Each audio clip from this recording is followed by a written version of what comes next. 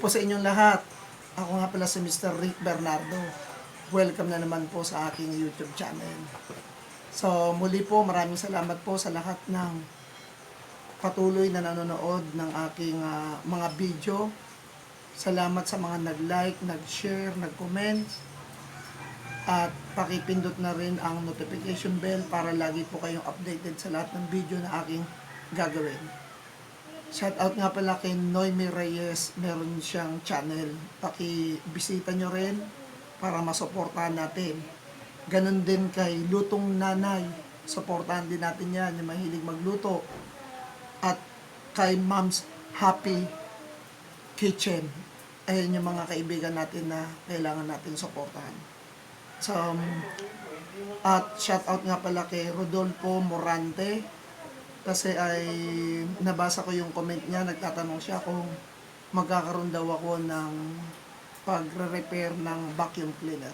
So, eto na yan.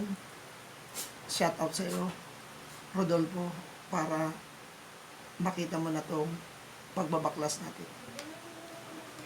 Ang trouble nito ay na-stack up. So, pag tinitignan ko kasi sobrang ng dumi.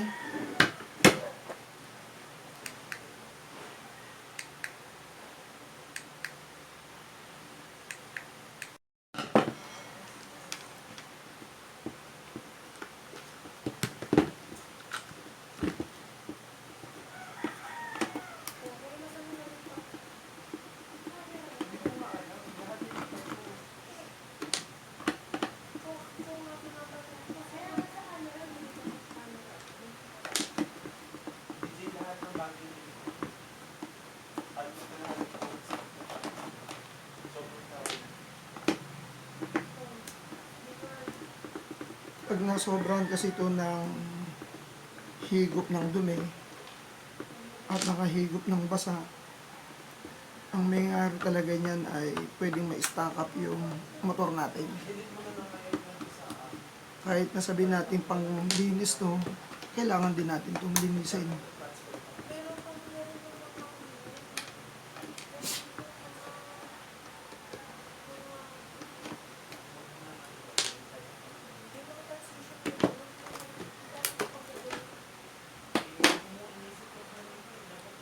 Daming dumi.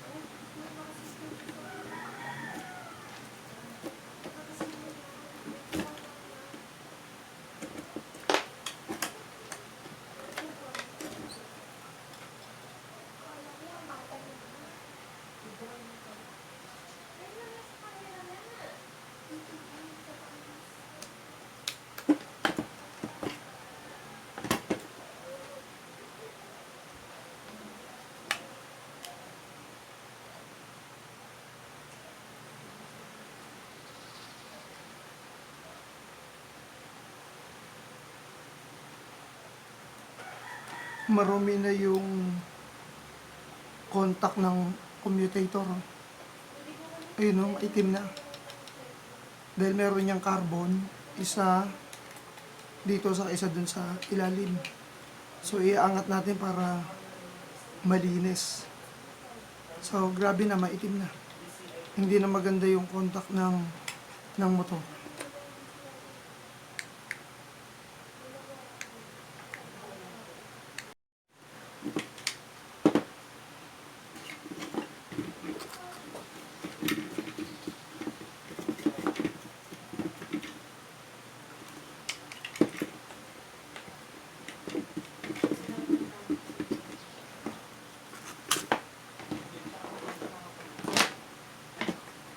Ito yung plug niya.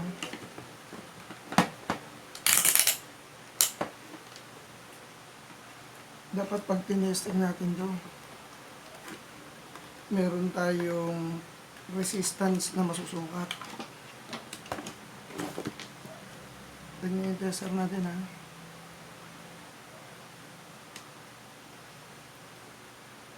Ayan, pumapalo.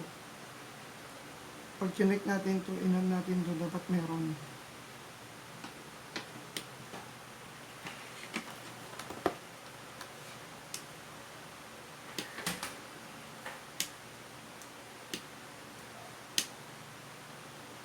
Okay, so far good naman yung resistance niya. Pero bakit pinapagawa to? Tingin ko pahinto-hinto. Lilinisin natin ngayon yung contact point niya para sigurado tayo. Hindi ko na muna babaklasin yung commutator niya, yung armature niya. Saka ito yung pinaka field winding ng motor natin. Kasi pag binaklas ko dito, baka medyo marupok na to, matuluyan ng gusto. At wala pa akong makuha na ito. So, dudukutin ko na lang dito.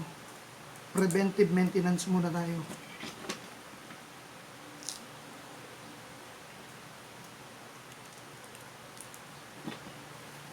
Tapos, iikutin ko dito.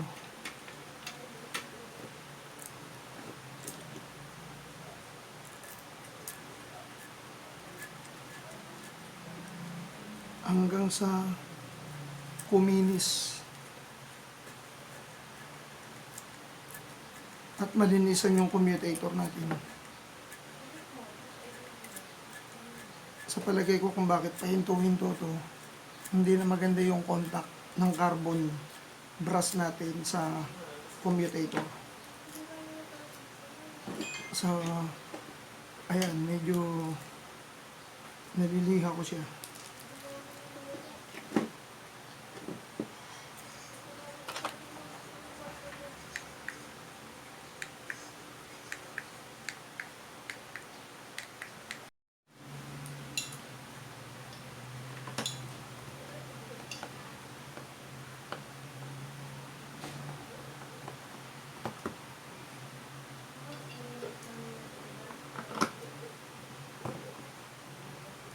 Swerte pag mga switch lang ang trouble eh.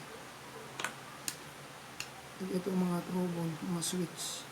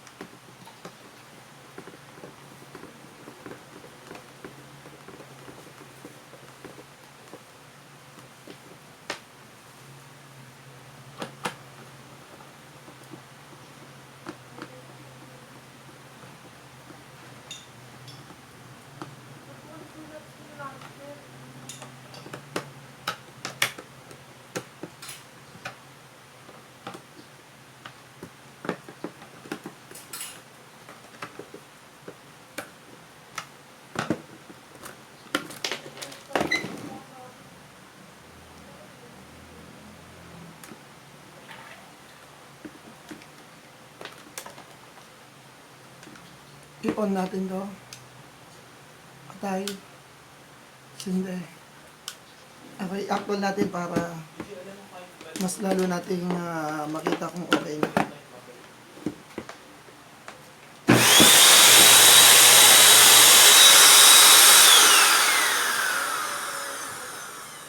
Naka-on siya.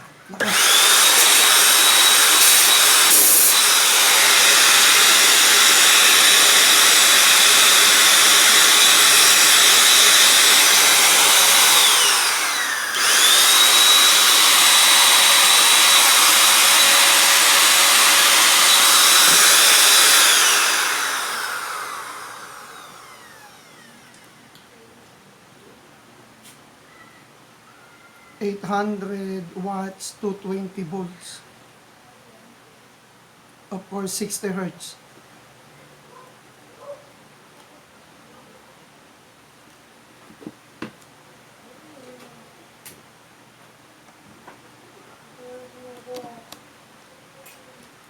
Okay po. So, good na naman. Thank you po sa inyong lahat at sana po ay meron na naman ako naiambag sa inyo sa pag-repair ng ating vacuum cleaner. Maraming salamat po. Mag-ingat po tayong lahat. Salamat po ulit.